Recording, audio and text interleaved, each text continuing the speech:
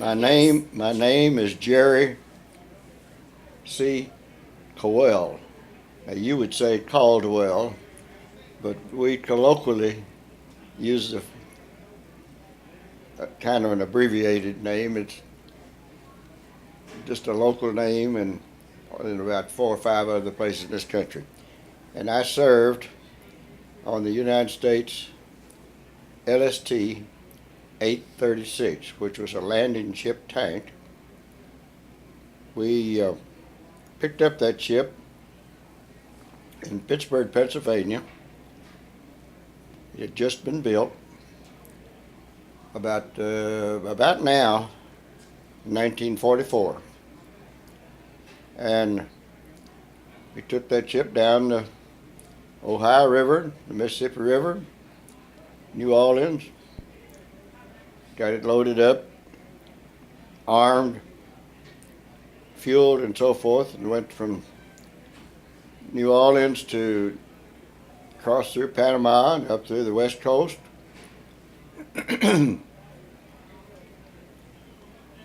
To San Diego and then San Francisco, and in San Francisco they put a small amphibious ship, they called it LCT, landing craft tank, which had just a crew of about 8 people, 3 little engines. But they put that up on our deck, and we took that ship with us to Hawaii. And in Hawaii we went through a period of a practice invasion over on the island of Maui, because we were preparing to go. We had just gotten there at the end of the war and got there in time to be a part of the Okinawan invasion, which was after Iwo Jima. But we got through that situation out there, and probably shouldn't tell this, but anyhow, when we were back there in Honolulu, and I was given the task and a pleasure to be the fellow that drove the small boat that went after the mail or delivered people and one thing or another. And so I took the mailman over to Hawaii to the mailbox there in can't think of the name of the place there at Honolulu. But anyhow, there was a fellow came up driving an Army Jeep. I saw him drive up to the post office parking area, and he went in and was in there all the time. And my friend Johnny was in there, and he came back with the mail and handed me the mail, and I said, "There's a Jeep right up there. If you will run up there and get in that Jeep and take it to meet us over at Koala Basin," because I knew that the captain had already told me that we were going to move from out at West Lock to Koala Basin that afternoon. And I said, "We can have some transportation on our ship." And actually, see, they had told us when we were in the San Francisco area that if you're in the Navy, if you steal from one another for your own use, then you can be put in prison, and that's bad. But if you steal for the use of the whole crew, then that's okay. So he ran over there and jumped in that Jeep and went. And I told him how to get to Koala Basin because the captain had explained to me the kind of the details of the area. And when we got there that afternoon, we pulled up and opened our bow doors and dropped the ramp. And there he was with the Jeep, and he rolled right inside. And within about 3 hours, we were painted navy blue, and with USLST 836 on the side of it, on both sides. And we had a Jeep, and that came in kind of handy. And the captain liked it because he got a chance to use it and go everywhere we were. He had transportation. And a little bit later on, we got to Guam on our way west, and I had a brother-in-law that was a member of a B-29 group. He was the leader of the squadron of B-29s that were traveling every day to Japan. And they were based up there on the northern end of Guam. And I asked my captain, I said, I'd like to go see my brother-in-law. Could I borrow your Jeep? He said, yep, since you have provided, well, you can have it to use. And so I went up and had a chance to ride in the B-29 for about 4 hours while they were running an engine in. And then we went from there back and did things and went into the Okinawa invasion. We're a part of the Okinawa invasion. And our ship was small enough that the Japanese fighter planes and bombers that kept running around, and if they couldn't hit you, well, then they'd dive at you and fly into you, what they call kamikaze. And but our ship was small enough, we didn't have that. We shot at some, but we had some come by pretty close, but we never did get hit. And the thing after that, we went back to Guam, and then they sent us up down to New Caledonia to pick up some rails that they wanted to use for a dock at Iwo Jima. Iwo Jima was the very most unusual land terrain I've ever witnessed. It's a stone or gravel, I guess you'd better call it. It's not, it's bigger than sand, but it's loose. It's from not volcanic ash, is what I guess it actually is. And we went down there and got this material to take up there to build a dock. Got it, went all the way back up to Iwo Jima from New Caledonia, which was I guess it took us about a month to get up there, because we could only go about 12 miles an hour. 24 hours a day, that didn't get a whole lot of miles, 240, 50 knots.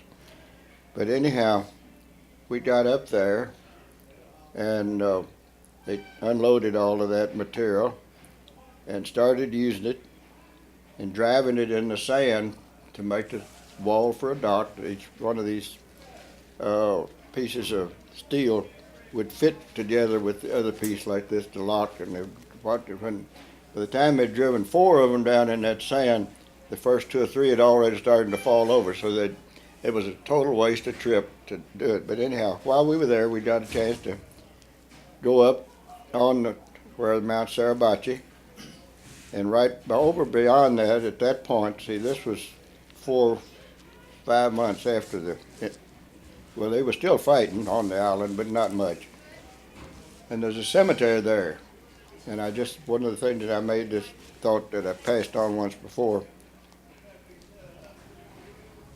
there was about 6,000 little crosses out there. And on the fence at the gate to that cemetery, we walked up there and looking out over there, there's a big sign on the fence, written very plainly in English. When you go home, tell them for us and say, for your tomorrow, we gave our today. And that's made tingles run up and down my spine ever since I walked away from there. I don't remember very many things specifically, but I remember that because it made a real impression. Those people had given so much. And that island, I don't see how that the Japanese actually lived there. They're digging a hole down in that sand. I've never understood, but they did, because I saw them do it. I saw them coming out of them. But anyhow, we went to Iwo Jima, and then we went from there. We went back to Guam, and then we went to Okinawa. And the time we were almost to Okinawa, it was in August of '46. Wasn't that right? And they dropped the first of the atomic bombs, and Japan, and then a day later they dropped the second one. And it was very interesting to me on the news. They kept talking about the B-29s dropping these bombs, and because it was such an unusual name, ATOM, everybody knows atom, but nobody, the radio people who were making the announcements, just couldn't imagine that would be a bomb, and so they called it everything from atom to atomic and all sorts of different abbreviations and names that had really been very simple, just saying atomic bomb. But you would have thought the people that were doing the broadcast work and would have done better, but anyhow they didn't. But anyhow, it wasn't but a little bit after that, and the war was over, and we went on and got into Okinawa, and we loaded us up because they were planning on our going into an invasion, so we loaded up to go to Japan, to occupy Japan, and we did. And we went up the eastern side of Japan and experienced a typhoon while we were at sea, which was quite an experience. Our little ship was kind of like a top, and it stayed up, we were way up on top of the waves and go up and went down and up and down. And we had destroyers and cruisers giving us companionship and safety. And you'd watch those ships go up and they'd go down and they'd dive right in because they were much heavier, and they'd just go and the ship would disappear. So that was an experience. It was a memory to me. But then the main thing that I want to get to with this, I don't know how much time you want me to spend, but when we got up to Ominata Cove, which was a kind of an open lake inside, right in the northern, but the island of Honshu is separated from the island of Hokkaido, which is just north of Honshu, by about 5 miles, and right in the center between of the northern end of Honshu, there's an inlet about a mile and a half wide that goes back into this Ominata Cove, and we went back in there to deliver this material to occupy. It was a naval air base type of situation the Japanese had, and we were going to take over and use it as a naval place for the airborne Navy floating type aircraft to use. And so we'd all had requests from the ladies back in this part of the country when we left here. If you ever get a chance to buy silk stockings, we were having a hard time. There's no silk stockings anymore. Could you buy some such silk stockings and bring them back? So we went ashore on Liberty, and there really wasn't anything else to do. We carried 4 or 5 packs of cigarettes with us that we could get for a nickel. Packs of cigarettes we could buy at that time for a nickel.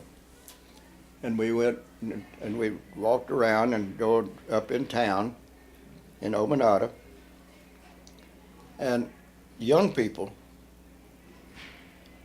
which I would guess they were smaller, so I would say they were from 10 to 15, would follow us. We'd knock on the door and people would come to the door, and we'd say hello, and do you have such and such? And these kids would understand what we said, and we would interpret that in Japanese to tell the people. And then the impression that dawned on me later, what we were about to have achieved if they had been successful. The street signs in that city had the name of the street in Japanese, and right over it was in English. All the streets, all the town. The Japanese people were prepared to come here to be in control of this place where you and I have had the privilege of living. It was very fortunate that we wound up being successful. And so that was just one of the things that really seated on my mind.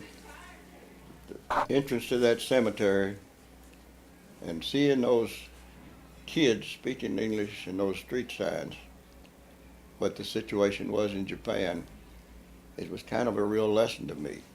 And then from there we went right back down and went to Guam and came back to this country, took our ship up and parked it in the around Portland, Oregon, up in that area, and then I got a chance to come home.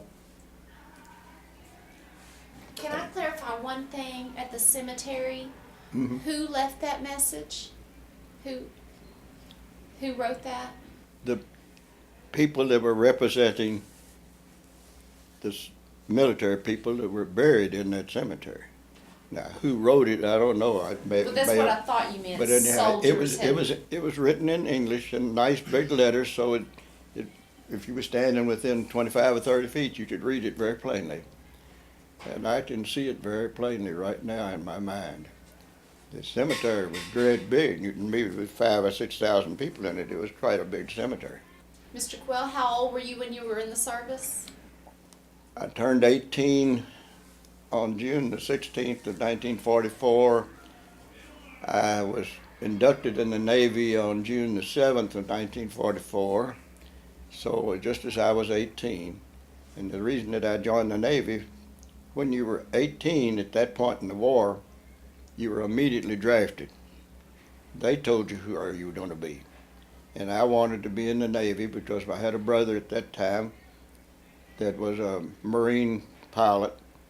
He had been an instructor he went in right at the beginning of the war. He graduated from the University of Kentucky in 1940, so he just had gotten in. He went into Navy Air Force and then transferred to the Marine Air Force and was an instructor for a long time and got into, they had what turned out to be the fastest and most maneuverable fighter plane we had. It was called a Corsair F-4U.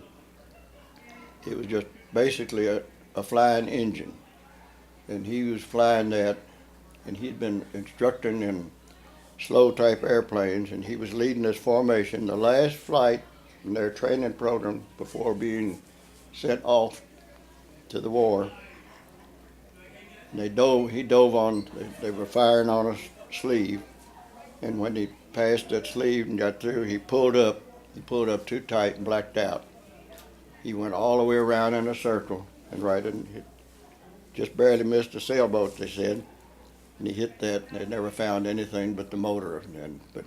So the day that I went to Louisville to be sworn in, as I was packing my bags upstairs to go down to come to town to be sent to Louisville, the phone rang, and I heard my father saying, "What?"